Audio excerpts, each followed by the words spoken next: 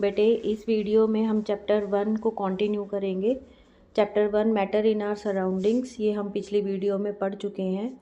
और ये जो आप सामने शीट देख रहे हैं ये चीज़ें हम पहली वीडियो में पढ़ चुके हैं। जो बच्चा डिटेल में पढ़ना चाहता है वो प्लेलिस्ट से पहले वीडियो वो वाली देख ले, उसके बाद ये वाली वीडियो देखे ताकि उसको सारी चीज़ें क्लियर हो जाएं। तो पिछली वीडियो में हमने पढ़ा था कि what do you mean by matter. Matter ऐसी चीज़ है दैट ऑक्यूपाई स्पेस, जिसका मास होता है, जैसे एयर है, स्टोन है, क्लाउड है। फिर हमने पढ़ा था लव, केयर, फ्रेंडशिप जो है these are not matter, these are just emotions. Matter को हम दो पार्ट्स में डिवाइड कर सकते हैं, on the basis of physical properties as well as on the basis of chemical properties. Physical nature of matter में हमने पढ़ा था कि मैटर जो है वो पार्टिकल्स से मिलकर बना हुआ होता है और particles of matter are very small. फिर हमने पढ़ा था characteristics of particles of matter, कि मैटर के अंदर पाए जाने वाले पार्टिकल्स की क्या क्या गुण है, क्या क्या कैरेक्टर्स होते हैं उनके। फर्स्ट जो है that is the particles of matter are very small, बहुत छोटे होते हैं ये। हमने इसका एक एग्जाम्पल भी पढ़ा था। Particles of matter are space between them, के जो मैटर के पार्टिकल्स हैं उनके बीच में स्पेसेस पाए जाते हैं, इसको भी हमने एग्जाम्पल से समझा था। Particles of matter are continuously moving, कि मैटर के पार्टिकल्स लगातार मूव करते रहते हैं। And particles of matter attract each other, ये सभी चीज़ें हम विद एग्जाम्पल एक्सप्लेन कर चुके हैं, पढ़ चुके हैं। तो इसके लिए आप प्लेलिस्ट से वीडियो देखिए और आपको सारे डाउट्स क्लियर हो जाएंगे। Characteristics of particles of matter के बाद बेटे जो नेक्स्ट चीज़ हमने पढ़नी है दैट इज़ डिफ्यूज़न। जैसे कि आप देख सकते हो डिफ्यूज़न होता है क्या है। Diffusion is the intermixing of particles bye their own, मतलब अपने आप जब पार्टिकल्स एक दूसरे के अंदर मिक्स हो जाते हैं, दैट प्रोसेस और that phenomena is known as diffusion. इसका एक एग्जाम्पल है हमारे पास कि जब हम किसी कमरे के कोने में कोई इंसेंस स्टिक को हम जला देते हैं तो उसका जो धुआं है वो चारों तरफ फैल जाता है। ऐसा क्यों हुआ कि इंसेंस स्टिक या धूप बत्ती या अगरबत्ती के जो पार्टिकल्स हैं वो एयर के पार्टिकल्स के बीच में मिक्स हो जाते हैं, जिसकी वजह से उसकी स्मेल हमें दूर तक हम महसूस कर सकते हैं। That is due to the movement of particle. हम कह सकते हैं कि that is due to the intermixing of particles of incense stick with the particles of air. Second इसका एग्जाम्पल है, ये देखो इसके आगे हमने लिखा भी है, it is a property of matter which is based on the motion of the particles, कि पार्टिकल्स मूव करेंगे तो डिफ्यूज़न की प्रोसेस होगी। अगर पार्टिकल्स मूव ही नहीं करेंगे बेटे तो डिफ्यूज़न की प्रोसेस नहीं हो पाएगी। मान लिया यहाँ पर आपने अगरबत्ती को जलाया था और इसके जो पार्टिकल्स हैं वो यहीं घूम रहे हैं, यहीं पर वो इकट्ठे हो रहे हैं, तो और वो दूर जा ही नहीं रहे, वो मूव कर ही नहीं रहे, उनके अंदर मोशन है ही नहीं, तो वो कैसे इंटरमिक्स होंगे। और वो अगर इंटरमिक्स नहीं होंगे तो डिफ्यूज़न की प्रोसेस नहीं होगी। तो डिफ्यूज़न एक ऐसी प्रोसेस है या डिफ्यूज़न एक ऐसी प्रॉपर्टी है मैटर की विच is based on the motion of particles. अभी हमने कैरेक्टरिस्टिक्स पढ़े थे पार्टिकल्स की, उसमें हमने पढ़ा था कि पार्टिकल्स बहुत छोटे हैं, उनके बीच में स्पेस है, वो कॉन्टीन्यूसली मूव करते रहते हैं, दे अट्रैक्ट ईच अदर। ये चार प्रॉपर्टीज़ हमने पढ़ी थी, जिसमें मोशन की जो प्रॉपर्टी है that is responsible for the diffusion of particles.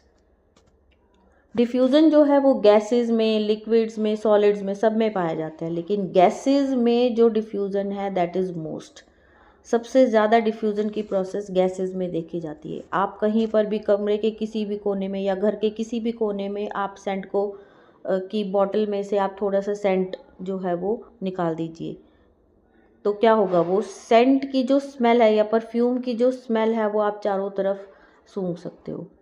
तो वो जो प्रोसेस है परफ्यूम के पार्टिकल्स की चारों तरफ फैल जाने की जो प्रोसेस है वो किस वजह से है, that is due to diffusion. Next देखिए रेट ऑफ डिफ्यूज़न, ये एक प्रॉपर्टी है कि रेट ऑफ डिफ्यूज़न इंक्रीज़ हो जाता है ऑन इंक्रीजिंग टेम्परेचर, कि अगर आप टेम्परेचर को बढ़ा देते हो तो डिफ्यूज़न की प्रोसेस भी इंक्रीज़ हो जाती है। और ये बेटे हम उस एग्ज़ाम्पल से हम समझ सकते हैं कि अगर आपकी मम्मी खाना बना रही है तो खाना बनाते बनाते आप उसकी स्मेल को सूंघ कर, उसकी फ्रेगरेंस को लेकर ये बता सकते हो कि आज घर में क्या सब्ज़ी बनी है, चावल बन रहे हैं, हलवा बन रहा है, हलवा अगर बन रहा है किसी पड़ोसी के घर भी बन रहा होता है तो भी हमें पता चल जाता है।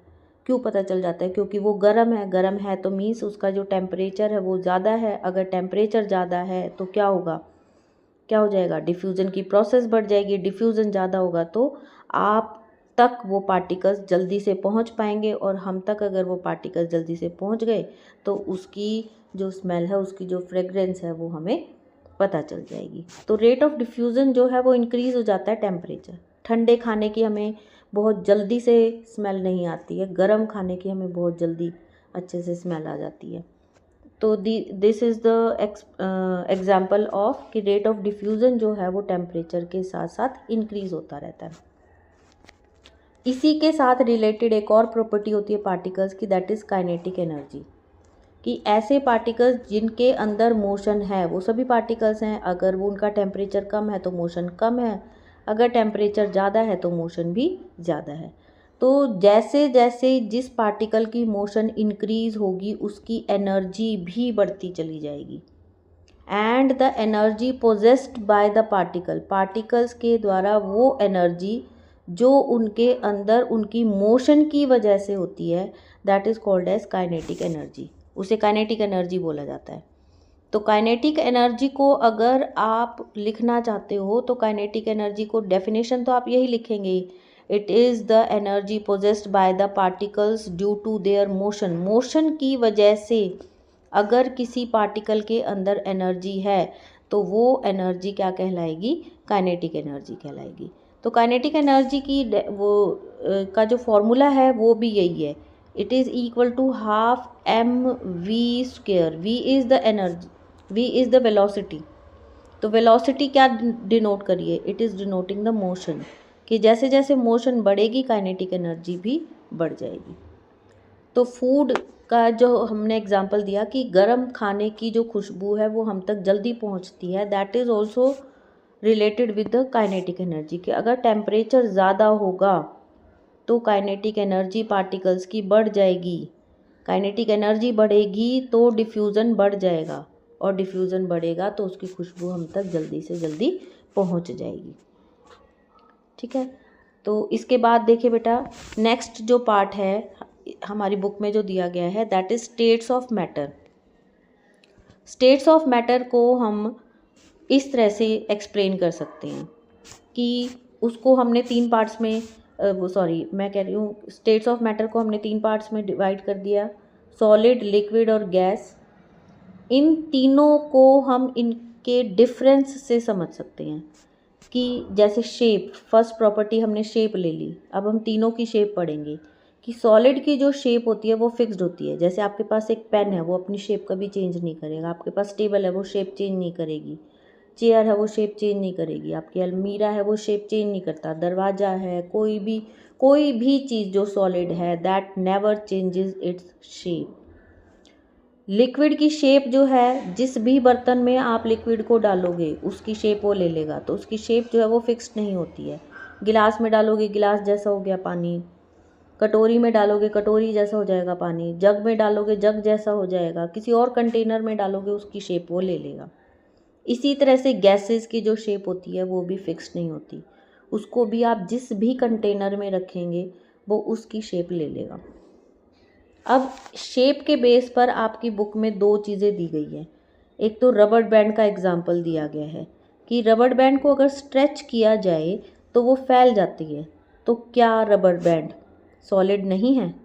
तो हम लिखेंगे इट इज़ सॉलिड। नहीं, ये सॉलिड ही है, क्योंकि रबर बैंड अपने आप से अपनी शेप नहीं चेंज करेगा। इस रबर बैंड को आप चाहे किसी भी कंटेनर में डाल लो, चाहे आप इसको किसी छोटे डब्बे में रख लो, चाहे आप इसको बड़े डब्बे में रख लो, चाहे आप इसको गिलास में डाल दो, चाहे आप इसको किसी कटोरी में रख दो, या किसी भी चीज़ में आप इसको रख दो, रबर बैंड की जो शेप है वो एज इट इज़ ही रहेगी। तो इसने शेप चेंज क्यों की? क्योंकि आपने इसके ऊपर एक एक्सटर्नल प्रेशर अप्लाई किया तो ये फैल गया। लेकिन जैसे ही वो एक्सटर्नल प्रेशर आप उसके ऊपर से हटाओगे वो अपनी शेप को रिगेन कर लेगा, दोबारा से उसी शेप में आ जाएगा। तो रबर बैंड जो है उसकी एक पर्टिकुलर शेप है जो कि अपने आप से चेंज नहीं हो रही है। तो रबर बैंड को हम क्या कहेंगे? It is solid in nature. दूसरा एग्जाम्पल आपकी बुक में बेटा दिया गया है शुगर का, कि शुगर को अगर आप किसी भी कंटेनर में डालते हो, मान लिया आपने कटोरी में डाली उसकी शेप ले ली, आपने किसी दूसरे कंटेनर में डाली उसकी शेप ले ली, किसी बड़े डब्बे में डाल दी तो उसकी शेप ले ली, आपने पॉलीथीन में बांध के रख दी तो उसकी शेप ले ली। तो क्या शुगर सॉलिड नहीं है? शुगर भी एक सॉलिड ही है बेटा। तो इसको हम कैसे एक्सप्लेन करेंगे कि वो अलग अलग शेप एक्वायर कर रहा है? आप ये देखो कि शुगर को अगर आपने बहुत ज़्यादा क्वांटिटी में लिया है और बहुत सारे उसके पार्टिकल्स हैं, बहुत सारे उसके क्रिस्टल्स हैं, तो वो क्रिस्टल्स शेप अपनी पर्टिकुलर शेप को चेंज नहीं कर रहे हैं। एक ये शुगर का जो क्रिस्टल है वो ऐसा ही रहेगा हमेशा, लेकिन बहुत सारे शुगर के क्रिस्टल्स मिलकर जब आप उनको एक कंटेनर में डालते हो तो वो बहुत सारे क्रिस्टल्स अलग शेप ले लेते हैं।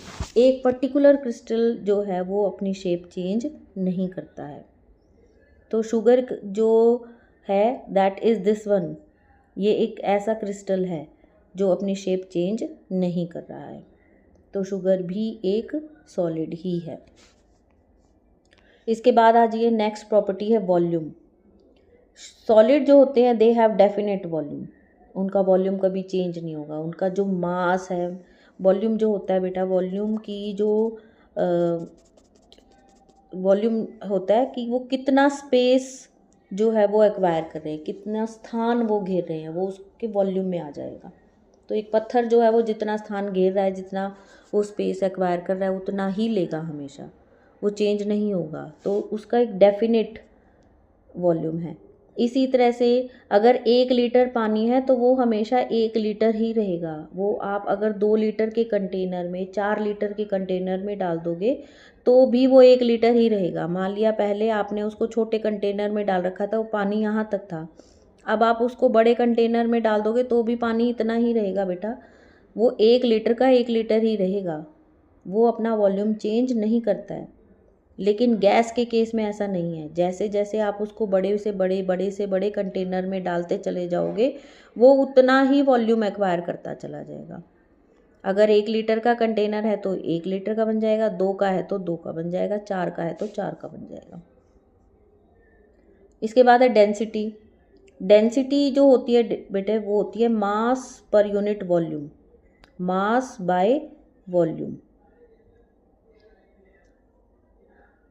अब हम अगर देखें सॉलिड के केस में, एक छोटी सी चीज़ का भी मास जो होता है वो बहुत ज़्यादा होता है। वही लिक्विड का जो मास है वो कम हो जाएगा उसी वॉल्यूम का, और गैस का जो मास है वो और कम हो जाएगा, क्योंकि नंबर ऑफ़ पार्टिकल्स जो हैं वो कम होते चले जाएंगे। इसके पार्टिकल्स क्योंकि बहुत पास पास हैं तो ये बहुत ज़्यादा पार्टिकल्स होंगे, ज़्यादा मास होगा। इसके पार्टिकल्स थोड़े दूर दूर होते हैं तो वो उसी वॉल्यूम में पार्टिकल्स कम है, मास कम हो जाएगा, और गैस में और कम हो जाएगा। अब आप देखो सेम वॉल्यूम अगर है तो जिसका मास ज़्यादा है उसकी डेंसिटी भी ज़्यादा होगी, जिसका मास कम है उसकी डेंसिटी कम होगी। तो सॉलिड की डेंसिटी हमेशा हाई होगी, लिक्विड की मॉडरेट होती है, और गैस की सबसे कम होती है, लीस्ट डेंसिटी होती है इसकी in comparison to solid and liquid. इसके बाद है टाइप, कि जो सॉलिड्स होते हैं वो रिजिड होते हैं। सॉलिड पे अगर आप हाथ मारोगे तो क्या होगा, वो आपके हाथ पर चोट लग जाएगी, लेकिन वो अलग अलग नहीं होगा। तो सॉलिड्स आर रिजिड, वो बहते नहीं हैं। लिक्विड जो होते हैं फ्लूइड होते हैं। फ्लूइड ऐसी चीज़ जो कि बह सकती है, वो फ्लूइडिटी रखते हैं, उनके अंदर बहाव है। ऐसे ही गैसेज है, gases are also fluid in nature, they have fluidity. Next is compressibility. Compressibility means जिस चीज़ को दबाया जा सके वो कंप्रेसिबल है, जिसको नहीं दबाया जा सकता वो कंप्रेसिबल नहीं है। जैसे अगर आप एक बैलून ले लो, बैलून के अंदर आप बहुत सारे छोटे छोटे पत्थर या उसके अंदर रेत भर दो, तो क्या आप उसको दबा पाओगे? नहीं दबेगा वो। तो नेग्लिजिबल कंप्रेसिबिलिटी होती है उनकी। लेकिन अगर आप उसी बैलून में पानी भर दोगे तो आप उसको थोड़ा सा दबा सकते हो, और अगर उसी बैलून में आपने गैस भर रखी है तो उसको आप और ज़्यादा कंप्रेस कर सकते हो। तो गैसेज आर मोस्ट कंप्रेसिबल और सॉलिड्स जो होते हैं दे आर लीस्ट कंप्रेसिबल। अब इसका एक और एग्जांपल हम ले सकते हैं, अगर कोई भी बच्चे 4-5 बच्चे खड़े हुए हैं और उनके बीच में काफ़ी डिस्टेंस है, तो अगर आप इनको कंप्रेस करना चाहोगे, यहाँ से भी प्रेशर लगा दो, यहाँ से भी, तो वो कंप्रेस हो जाएंगे, तो वो दब जाएंगे, वो एक दूसरे के पास आ जाएंगे। तो कंप्रेस करना आसान है, ये केस है गैसेस का। लेकिन यही बच्चे अगर बिल्कुल पास पास हैं एक दूसरे के, तो क्या आप इनको दबाकर और पास ला सकते हो? नहीं। तो they are least compressible. Next is space between the particles. Space between the particles, तो ये हम कई बार पढ़ चुके हैं कि जो गैसेस होते हैं उनके पार्टिकल्स के बीच का स्पेस बहुत ज़्यादा होता है, उनके पार्टिकल्स बहुत दूर दूर होते हैं। क्यों होते हैं? क्योंकि उनके बीच में फोर्सेस ऑफ अट्रैक्शन मिनिमम होती हैं। ये दोनों एक चीज़ें एक दूसरे से रिलेटेड है कि जिनमें फोर्सेस ऑफ अट्रैक्शन मैक्सिमम है उनके स्पेसेस जो है पार्टिकल्स के बीच में वो मिनिमम होंगे, दिस आर मिनिमम। और जिनके बीच में फोर्सेस ऑफ अट्रैक्शन मिनिमम है उनके पार्टिकल्स के बीच का स्पेस मैक्सिमम होगा, क्योंकि जिनका फोर्सेस ऑफ अट्रैक्शन ज़्यादा होंगे वो एक दूसरे को अट्रैक्ट करके रखेंगे, एक दूसरे को एक दूसरे के से दूर जाने ही नहीं देंगे, तो उनके पार्टिकल्स के बीच का जो स्पेस है वो कम हो जाएगा।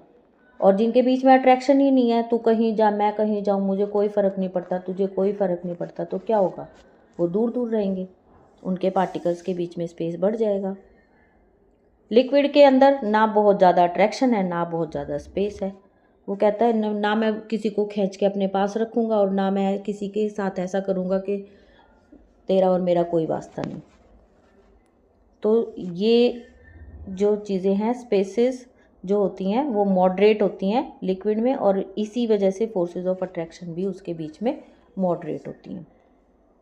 एक और प्रॉपर्टी होती है बेटा गैसेस की, और वो जो प्रॉपर्टी है वो किस वजह से होगी कि जो पार्टिकल्स हैं हमने कहा दे हैव मोशन, सारे पार्टिकल्स के बीच में मोशन है, तो गैसेस के पार्टिकल्स के बीच में भी मोशन होगी। तो जब गैसेस के पार्टिकल्स को किसी कंटेनर के अंदर पुट करके रखा जाता है, मान लिया आपके पास एक कंटेनर है ये, और इसके अंदर आपने कोई गैस फिल कर दी, तो ये गैस के पार्टिकल्स कॉन्टीन्यूसली मोशन में हैं। अब वो गैस के पार्टिकल्स क्या करेंगे? वो लगातार इधर उधर, कभी इधर कभी इधर कभी इधर, कहीं कहीं घूम रहे हैं। जब वो घूमते हैं इधर उधर तो वो लगातार कंटेनर की वॉल्स पर भी टक्कर मारते हैं, और जब वो कंटेनर की वॉल्स से टकराते हैं तो ये जो फोर्स वो अप्लाई कर रहे हैं on the walls of the container, that is called as pressure. इसको कहा जाता है प्रेशर।